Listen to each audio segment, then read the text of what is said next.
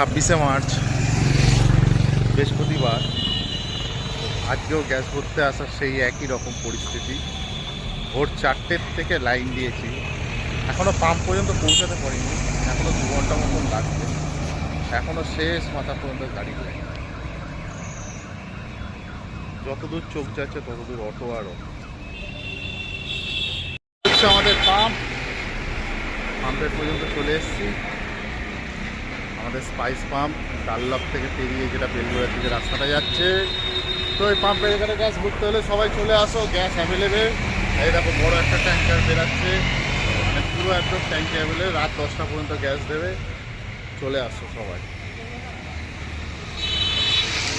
এই হচ্ছে আমাদের অটোর লাইন। এই তো কিছুই না, যত দূর যাবে পুরো ডাল্লাপ ছাড়িয়ে গেছে লাইন।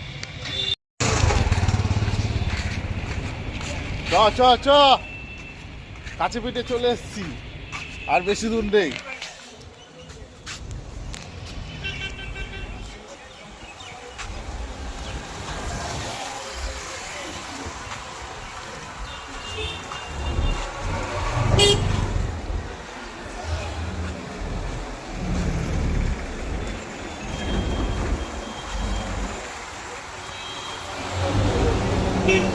কবে যে এই সমস্যা মিটবে সেটা ভগবানই জানে।